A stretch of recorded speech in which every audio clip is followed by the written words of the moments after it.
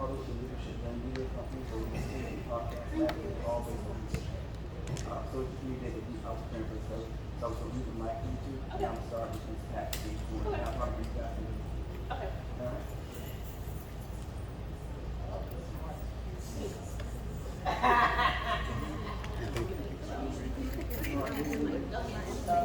Excuse me. So you got me like 3 minutes. Yeah.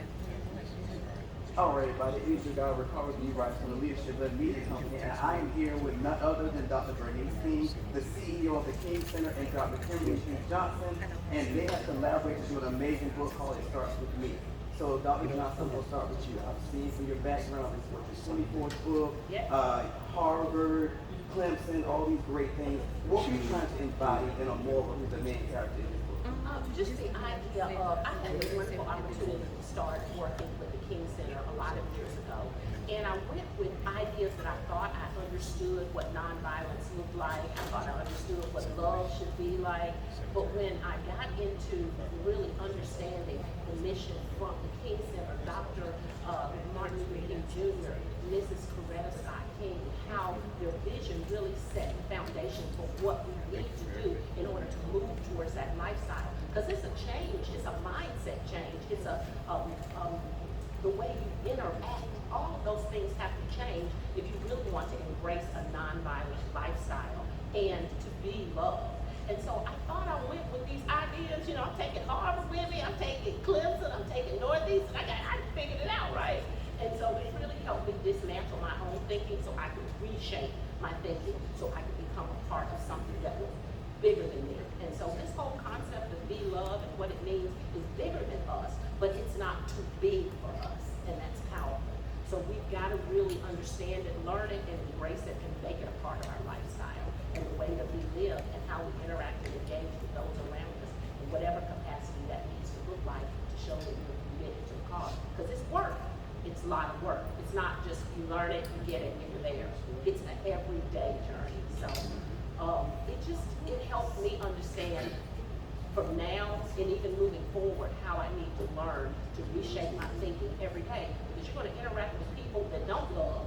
You're going to interact with people that don't care and want to help and be nonviolent. So you got to be able to adapt to those ideas and views and really reshape the way you think every single day.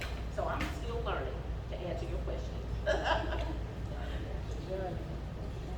Okay, so on that note, is this a book that's from the perspective of a young black girl who sees it from that point of view, or is it a universal, usually female perspective? It's universal. You know, Amora is representing, even though she's a young girl, and we love the idea that she's a young girl, and some people say, is that Dr. King? I don't know. I didn't keep reading and find out. Like she got to look like her, I'm just saying. But I think that she represents, she's every person. Amora is representing all young people across this globe. And her ideas, and as she's learning, and she's going to encounter in this book some things that are ugly and hateful, but she has to figure out, what do I do with that? And she hears these messages that come to her mind. Somebody's got to break the chain of violence. So she knows and understands what that means. She sees things like we all do every day that we know aren't right, and she has to learn to use her voice to speak up, because we all have a powerful voice. You know, Dr. King taught us that, Mrs. King taught us that, Dr. Bernice King teaches all of us this, that we have a strong voice, and we've got to use it. And unless we take that voice and use it to catapult us to the level of change, we're going to stay the same. So Amora is representing what change looks like in the world for every young person that ever wanted to change. Dr. King, so being a child of the civil rights movement, things of that magnitude, and seeing the evolution of black women, what were some important undertones for you to make sure you're having this character more?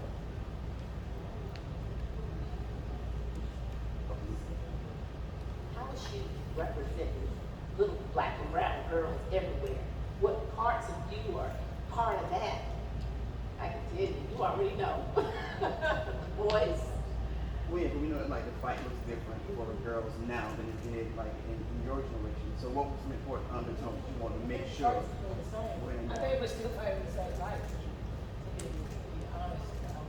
I think the important thing for me is that this was conveyed with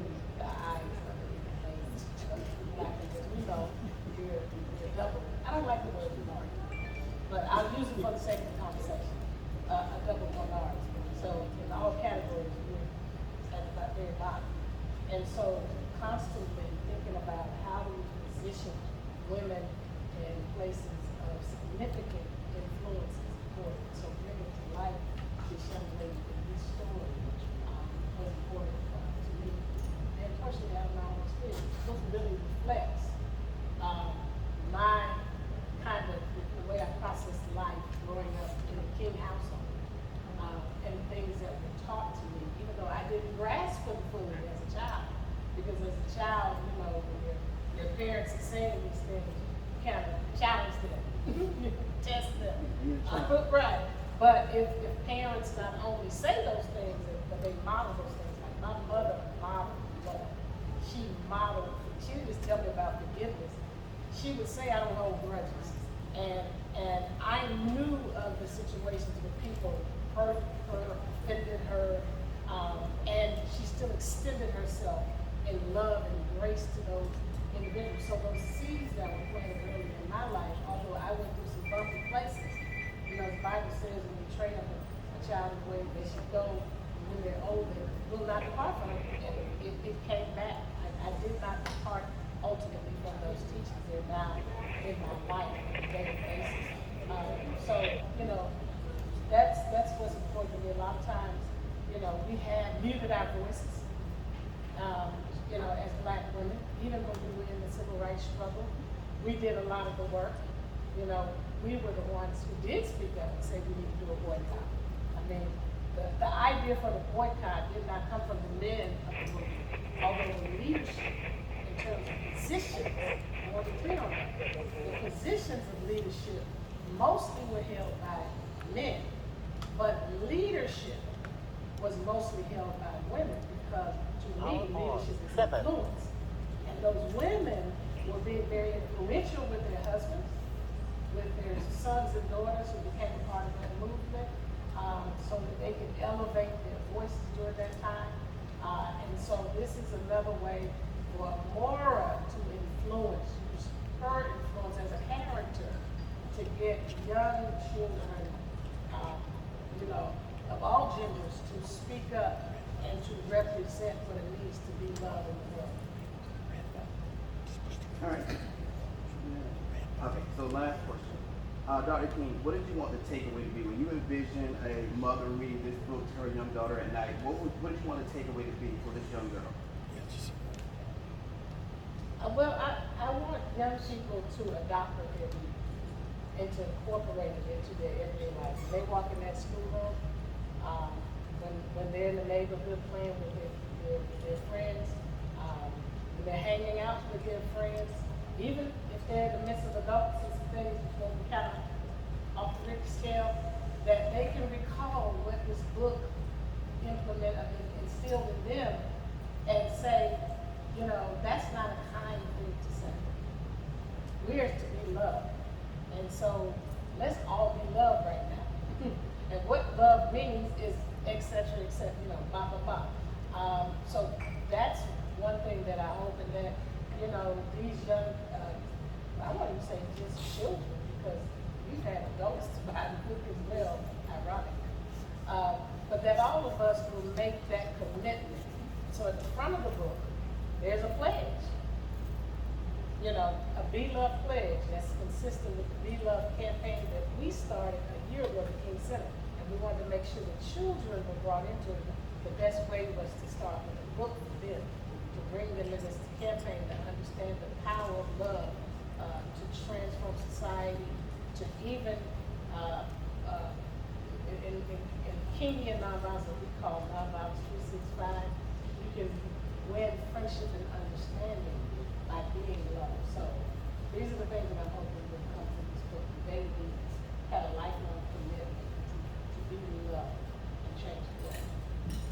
And I think, too, with the mission that the King Center has and the vision from Dr. Bernice is that, you know, so many of our children, and you know, when I'm in schools or out in the community, children learn quickly, right? So they learn to hate in some cases, and they're taught to hate in some cases. So the idea to to us when we sat down and talked about this is if they can learn to hate and they can act towards hatred, why can't we teach them to learn to be loved? Why can't we teach them to act to be loved? So I think if we start taking some of the energy and the discord that we see happening around us with what hate has done to our world, that we can sort of flip it on its head in a sense and begin to teach the concepts of what it looks like to be loved, not to just love a person, because that's not enough anymore. We have to act it, we have to live it, we have to think it, we have to breathe it. It has to be every single fiber of our body. So it's gonna take teaching to be loved. So the concept is teaching people how to be loved, the steps they need to be loved. Not just say it, because say it's not enough anymore. And you know, we talk about this all the time. We talk all the time. But what are we gonna do? I need that two-letter word, D-O. What are we doing? Because when we can do it, we can be it. Right. And then ultimately toward the end goal of creating a beloved community. Absolutely, absolutely. Because that's what we want. We want these young people to grow, to be a part of helping us to create this beloved community across our world. So that we can experience the just, humane, equitable, and peaceful world. That's it. All right, ladies, thank you so much. We'll talk to you guys soon. Yeah, let me grab my.